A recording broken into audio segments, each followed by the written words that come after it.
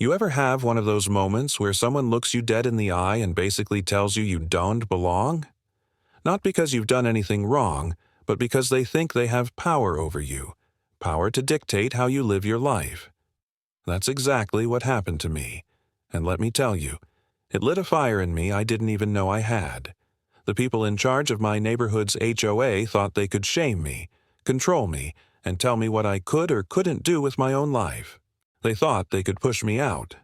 But instead, I made a move that not only shut them up, but left them seething with envy and frustration, while I sipped cocktails on my balcony thousands of miles away. When I first moved into this neighborhood, I was excited. It was one of those tidy suburban places, manicured lawns, quiet streets, families walking dogs at sunset. From the outside, it looked like the perfect place to finally put down some roots. I'd been working hard for years, building up my career, traveling for work, and I thought this community would be my safe, quiet base to come home to between trips. I should have known better, because lurking beneath that perfect image was the HOA, a board of people who believed they were little kings and queens with authority over every single homeowner, and I, unfortunately, was about to land squarely on their radar. At first, it was little things, a notice on my door about my grass being a quarter-inch too long, a letter in my mailbox about how my front door wasn't the approved shade of blue. It was annoying, sure, but I figured maybe that was just part of the deal with HOAs. A nuisance, but nothing worth losing sleep over. I shrugged it off, paid a few ridiculous fines, and went about my business. But the real problem started when they realized how much I travel. See, my job involves a lot of trips. Some are for business, some are just because I love seeing the world. It's part of who I am. Sometimes I'm gone for a week, sometimes a month. And, apparently, this was unacceptable to the HOA. I'll never forget the day I got called into one of their so-called meetings. I walked into the small, stuffy community center room where the board gathered around a long table. They all looked up at me with these judgmental, tight-lipped smiles like a panel of people ready to hand down a verdict. I sat down, already uneasy, and then the HOA president cleared his throat. "Thank you for coming," he said, in that condescending tone people use when they want to sound polite but really just want to put you in your place. "We've noticed a concerning pattern with your property. Your car is gone for extended periods of time, sometimes weeks, even months. This creates the impression of instability in our neighborhood. It sends the wrong message to potential buyers and lowers community morale." I blinked at him, trying to process what I had just heard. "So, you're upset that I travel?" I asked slowly, thinking surely I'd misunderstood. "Yes," he said simply, leaning back in his chair like some kind of smug judge. "We have rules here about maintaining the appearance of occupancy. Your extended absences violate that spirit. Perhaps this neighborhood isn't the right fit for someone with your lifestyle." My jaw tightened. My blood felt like it was heating in my veins. In that moment, 1,000 emotions ran through me. Confusion, anger, disbelief. Who were these people to tell me where I belong? Who were they to imply that my success, my ability to travel the world, somehow made me less worthy of living here? But I sat there in silence, biting the inside of my cheek, because I knew if I opened my mouth right then, the rage would come spilling out in a way I might regret. I left that meeting shaking with anger. I slammed my car door shut, gripped the steering wheel, and just sat there staring at the community center, heart pounding. My mind replayed his smug little smile, the way he said, "This neighborhood isn't the right fit." The humiliation burned deep. I felt small, powerless, like they were trying to box me in, shove me out, strip away the freedom I'd worked so hard for. For a few days, I wallowed in that anger, every notice from them, every letter suddenly weighing 10 times heavier. But then something inside me shifted. If they wanted me gone, fine. But I wasn't going to leave with my head down. No, I was going to leave in such a way that they would choke on their own arrogance. That was when the idea formed. At first, it was just a fantasy.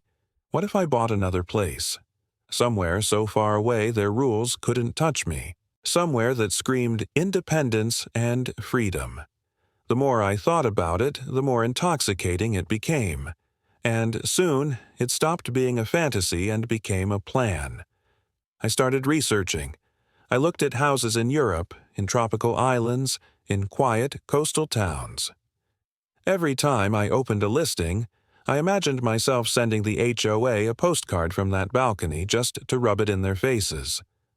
Weeks of searching turned into months, and then finally, I found it. A stunning villa abroad, perched on a hill overlooking the ocean. White walls that glowed in the sun, a balcony that caught every breeze, palm trees swaying in the distance. It wasn't just a house, it was a statement. A declaration that I didn't need their neighborhood, their approval, their little fines and warnings. I signed the papers with a grin, my heart pounding not with anger anymore, but with excitement. The first time I set foot in that house, I felt something I hadn't felt in months. Freedom. No board, no notices, no judgmental glares from neighbors counting how many days my car was parked in the driveway. Just me, the sea, and a new chapter waiting to unfold. But here's where it gets good. I didn't just quietly disappear. No, I made sure every step of my exit was a thorn in their side. The next time I got one of their passive-aggressive emails about my extended absence, I replied with a picture from my balcony abroad, cocktail in hand, sunglasses on, smiling like I'd just won the lottery. "Don't worry," I wrote. "The house is in perfect condition. Hope you're doing well back in the neighborhood." Their responses went from smug to clipped, curt, and clearly frustrated. I could almost hear the grind of their teeth through the screen. And I wasn't done. I arranged for a local friend to check on my house in the neighborhood once a week, just to make sure it stayed in perfect compliance with all their stupid rules. Grass trimmed, mail picked up, everything pristine. They had nothing to find me for, nothing to latch onto. All they had left was their bitterness, watching me live a life they couldn't control. The climax came at the next annual HOA meeting. I showed up just to see their faces. They tried, to bring up my pattern of absences again. The president started his speech, but before he could get too far, I stood up, calm and collected, and said, "You know what? You're right. This neighborhood isn't the right fit, which is why I've bought a permanent home abroad. You won't have to worry about me anymore." The room went silent. The president's smug smile faltered, his face flushing red. The other board members shifted uncomfortably, some looking shocked, some just staring. I let the silence hang there, enjoying the weight of it, before turning and walking out with my head held high.